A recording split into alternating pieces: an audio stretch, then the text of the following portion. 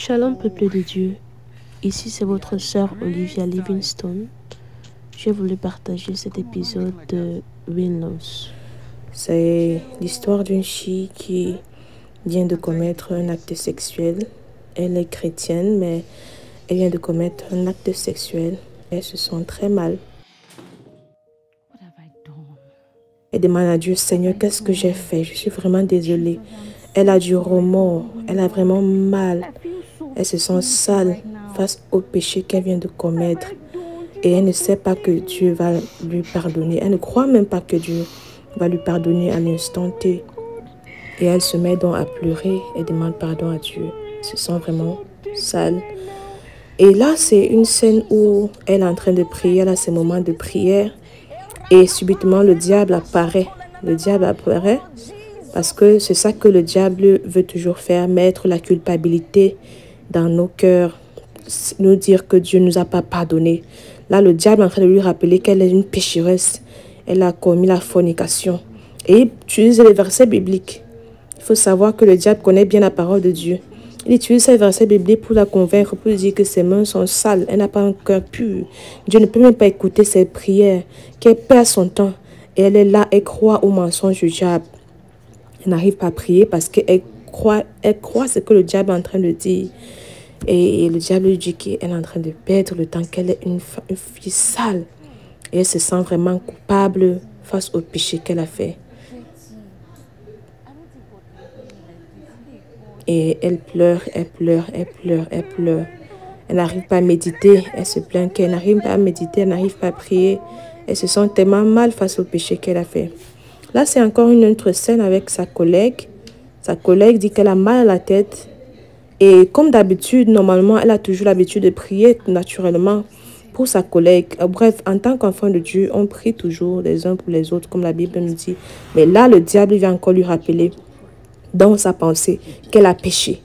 Pourtant, elle a déjà demandé pardon à Dieu par rapport à ce péché. Mais le diable lui rappelle tout le temps, dans tout ce qu'elle veut faire, le diable lui rappelle qu'elle est sale. Que sa prière n'aura pas de pouvoir. Elle ne peut pas prier sur un malade. Dieu ne peut même pas exaucer à sa prière. Et Dieu ne l'a même pas pardonné. Vous voyez, elle croit au mensonge du diable.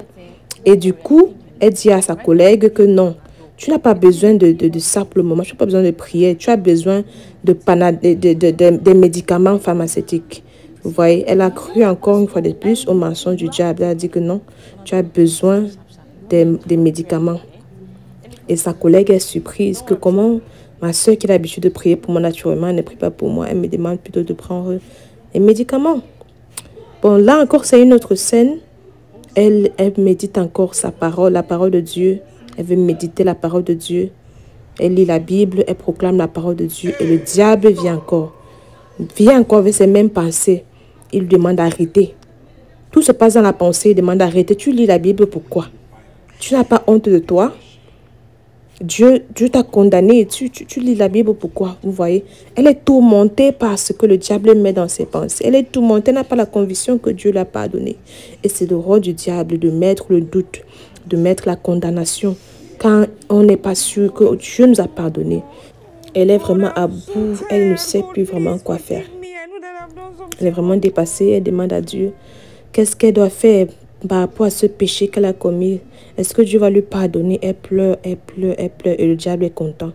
Le diable aime quand on n'a pas notre connaissance. La Bible dit que la connaissance rend libre.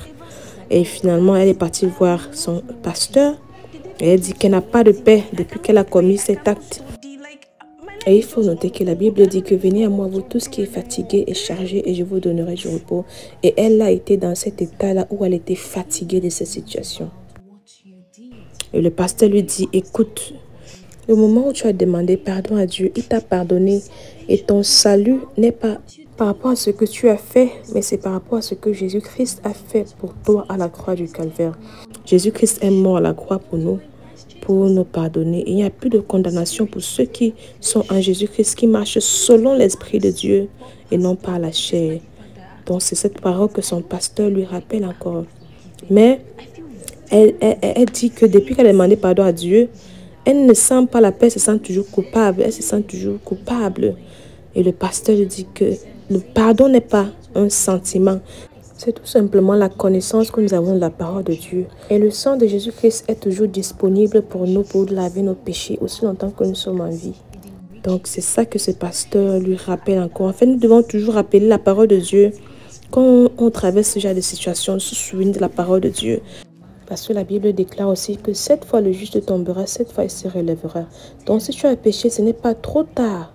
Relève-toi juste et continue à servir ton Dieu avec assurance et courage. Donc le pasteur lui rappelle que Dieu lui a déjà pardonné ses péchés, qu'elle n'a pas besoin de se culpabiliser, que Jésus-Christ vit en elle et elle doit avoir la victoire. Elle marche dans la victoire. En fait, nous marchons dans la victoire. Ça peut arriver que nous tombons, mais nous avons la victoire. Et là, maintenant, elle est galvanisée et elle part. Et voilà, qui prie en langue, elle prie comme jamais. Et le diable revient encore. Vous voyez, le diable ne se fatigue jamais. Il revient encore avec la même tactique. Tu pries quoi? Est-ce que Dieu t'a pardonné? Tu n'as pas oublié ce que tu as fait? Mais cette fois-ci, avec la connaissance qu'elle a en Jésus-Christ, elle se tient ferme et elle déclare la parole de Dieu avec zèle. Nous devons nous approcher du trône de grâce avec assurance. Là maintenant, vous voyez qu'il y a une transformation. Elle proclame la parole de Dieu avec conviction. Elle rappelle au diable la parole de Dieu, c'est parole sur parole. Il faut connaître ça. Et si vous prenez juste le temps de regarder ces versets bibliques dans Romains 5, verset 8, la Bible parle que Jésus-Christ est mort pour nous. Il est mort à la croix pour nous. Et mais le diable, lui, il insiste aussi. Il donne aussi les autres versets dans Habakkuk 1, verset 13. Il faut noter que le diable aime twister la parole de Dieu. Mais nous devons avoir l'Esprit de Dieu. Nous devons être remplis du Saint-Esprit de Dieu pour comprendre la révélation cachée derrière la parole de Dieu. Elle comprend maintenant, elle a une parfaite connaissance de la parole de Dieu. Et elle dit qu'il n'y a plus de condamnation. Elle n'est plus condamnée. Jésus-Christ l'a pardonnée. Le sang de Jésus-Christ l'a lavée. Et elle a cette foi en Jésus-Christ, laquelle est pardonnée. Et la parole de Dieu déclare dans Romains 8, verset 33 à 34, personne ne peut nous accuser.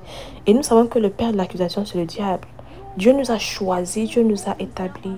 Et maintenant, quand nous avons été justifiés par le sang de Jésus, nous ne sommes plus condamnables. Le diable ne peut plus nous condamner.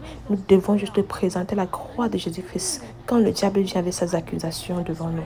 Elle résiste au diable. Là, vous voyez maintenant comment le diable est tourmenté. La Bible dit résistez au diable et il s'enfuira loin de vous. Elle a maintenant utilisé son autorité en Jésus-Christ.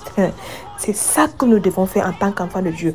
Nous devons connaître notre identité spirituelle à chaque fois que le diable vient nous tenter, à chaque fois que le diable vient avec ses pensées. Donc, mon frère, ma soeur, utilise ton autorité en Christ Jésus à partir de ce moment. Ne ferme plus ta bouche quand le diable vient te tourmenter. Reste béni. Abonne-toi à leur chaîne et abonne-toi aussi à ma chaîne sur YouTube, Olivia Livingstone. Shalom. To support our ministry, the account details are on the screen.